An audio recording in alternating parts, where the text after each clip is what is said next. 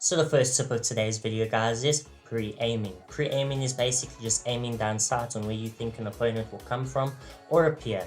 This allows you to get a huge jump on your opponent as they still have to aim down sight to kill you. This will allow you to win a lot more of your gunfights. Pre-aiming also centers your aim, therefore you'll miss less of your shots and kill your opponent quicker. You can practice pre-aiming by playing Domination or Hardpoint.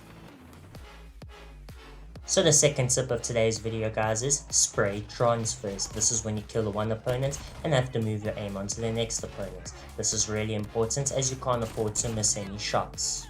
You can practice this by going into practice range and shooting down all 4 boards in front of you with only 1 mag.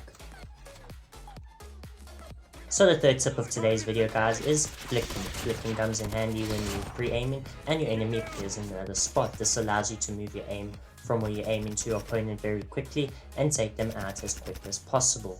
You can practice flicking in practice range, and all you have to do is aim down far sight and practice flicking your aim from one target board to another.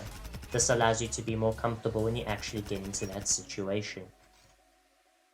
So the fourth tip of today's video, guys, is strafe to aim. This comes in handy when you're in a gunfight with an enemy at longer ranges and you're off target. Instead of using your aim to get back onto target, this might be doing more harm than good, so you'll use your movement instead. It's easier to strafe in the direction your enemy is running, and this will make you land more of your shots and therefore kill your opponents quicker.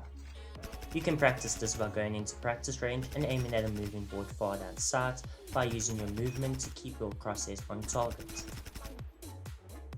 So the fifth tip for today's video, guys, is tracking and leading. The reason this comes in handy is because most of the time your opponents are not standing still but rather moving.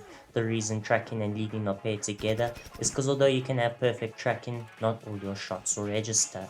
You can practice this by going into practice range and practice your tracking and leading on the moving targets. This will allow you to be more comfortable in gunfights and kill your opponents quicker.